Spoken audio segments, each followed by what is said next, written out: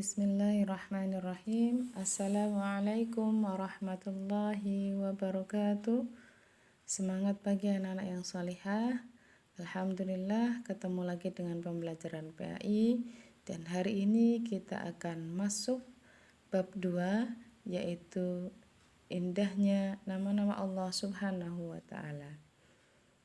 Namun sebelum kita mulai belajar, mari kita berdoa terlebih dahulu. A'udzu billahi minasyaitonir rajim. Bismillahirrahmanirrahim. Raditu billahi rabba wa bil islami dina wa bi Muhammadin nabiyyan wa rasula. Rabbi zidni ilma warzuqni fahma. Amin. Baik, ada mutiara hikmah yang dapat kita ambil pelajaran ya. Kerjakanlah kebaikan meskipun kamu anggap itu kecil, sebab engkau tidak akan tahu kebaikan mana yang akan masukkanmu ke dalam surga. Hasan Al-Basri. Baik anak-anak, peta konsep hari ini adalah mengenal nama-nama Allah, cara mengamalkan Asmaul Husna, dan terakhir kita lanjutkan evaluasi atau latihan soal. Baik, kita mulai ya.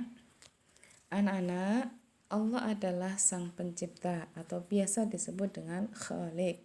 Sedangkan semua makhluk yang ada di muka bumi ini, semua ciptaan Allah dinamakan makhluk.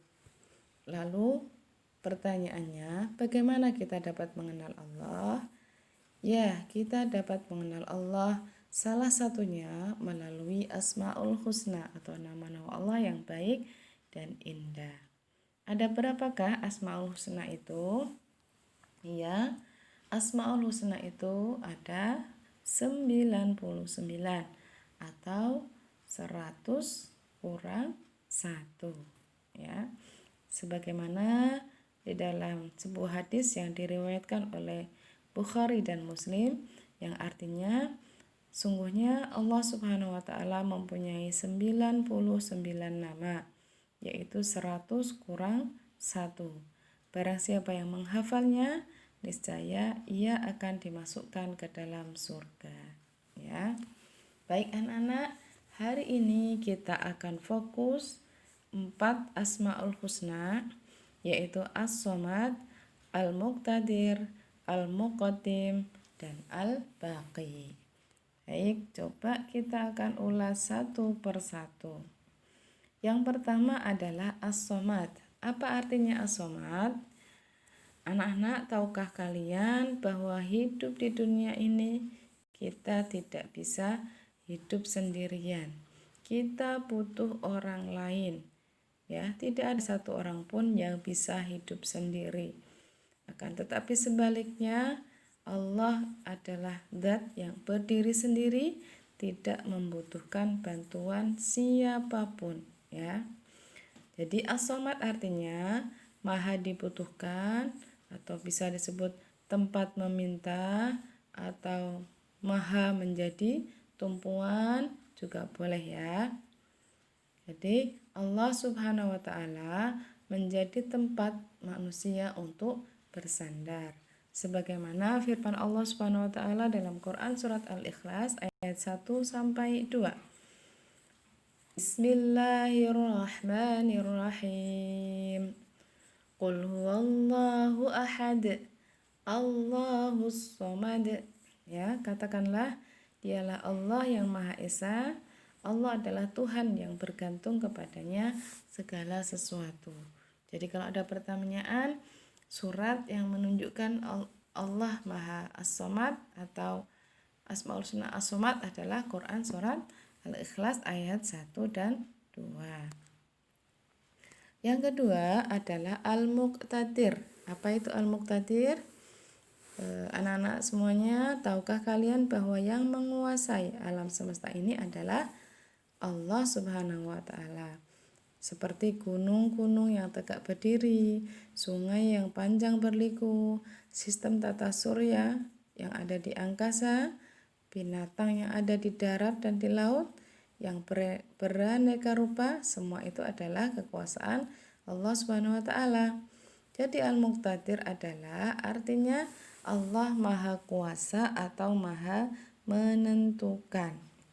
Allah Subhanahu wa taala berkuasa menentukan segala sesuatu sesuai dengan kehendaknya sendiri. Sebagaimana di dalam Quran surat Yasin ayat 82. Bismillahirrahmanirrahim. Innama amruhu idza arada syai'an an yaqula lahu kun fayakun. Sesungguhnya keadaannya apabila dia menghendaki sesuatu hanyalah berkata kepadanya jadilah, maka jadilah ia. Jadi jika Allah menghendaki sesuatu cukup berkata kun fayakun, jadilah maka jadilah ia. Ya. Yang selanjutnya adalah al-muqaddim. Artinya Allah Maha mendahulukan. Jadi Allah Maha mendahulukan atas siapapun dan apapun yang dikehendakinya. Siapa dan apapun yang didahulukan oleh Allah, maka tidak ada makhluk yang dapat mengakhirkannya atau menundanya. Sebagaimana dalam Quran surat Qaf ayat 28. Bismillahirrahmanirrahim. Qala la takhtasimu ladayya wa qad qaddamtu ilaikum bil wa'id. Janganlah kamu bertengkar di hadapanku, padahal sungguhnya aku dahulu telah memberikan ancaman kepadamu. Jadi maksud dari ayat tersebut adalah Allah telah mendahulukan peringatan daripada siksa Allah. Jadi Allah tidak akan menyiksa manusia sebelum mereka mendapatkan peringatan dari Allah dan Rasul-Nya. Jadi itu ya, Allah mendahulukan. Jadi sebelum menyiksa, Allah mendahulukan peringatan. Yang keempat adalah Al-Baqi. Artinya Allah Maha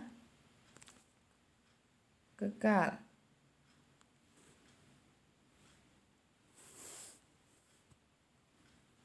Ya, Allah Maha kekal. Allah tidak akan binasa dan Allah akan kekal selama-lamanya. Allah adalah satu-satunya zat yang kekal dan selain Allah tidak ada yang kekal. Seperti semua peristiwa di alam ini, baik itu gunung meletus, banjir, kebakaran, dan semua proses manusia dari lahir sampai meninggal dunia itu menandakan bahwa segala sesuatu di atas bumi ini tidak ada yang kekal. Semuanya akan hancur atau biasa disebut dengan fana. Makanya kita sering mendengar kata-kata dunia fana. Fana itu artinya hancur, kebalikannya adalah baqi atau kekal. Sebagaimana dalam Quran surat Ar-Rahman ayat 26 sampai 27. Bismillahirrahmanirrahim. Kullu man 'alaiha fan wa yabqa wajhu rabbika dzul jalali wal ikram. Semua yang ada di bumi ini akan binasa dan tetap kekal zat Tuhanmu yang mempunyai kebesaran dan kemuliaan. Ya. Jadi ini anak-anak ya, tentang pembelajaran kita hari ini tentang sifat apa saja tadi? As-Samad, Al-Muqtadir, Al-Muqaddim, Al-Baqi ya. Sebagaimana lagu Asmaul Husna yang sering kita dengar tiap pagi ya. Gimana bunyinya? Ya Somad Maha dibutuhkan. Terus ya Muqtadir berkuasa. Ya Muqaddim yang mendahulukan. Ya Baqi Maha kekal. Baik. Itu anak-anak pelajaran kita hari ini, mudah-mudahan kita semakin beriman kepada Allah dengan cara meneladani atau mengimani Asmaul Husna, nama-nama Allah yang indah. Baik, cukup sampai di sini. Kita akhiri pembelajaran kita dengan membaca hamdalah. Alhamdulillahi Rabbil Alamin. Wassalamualaikum warahmatullahi wabarakatuh.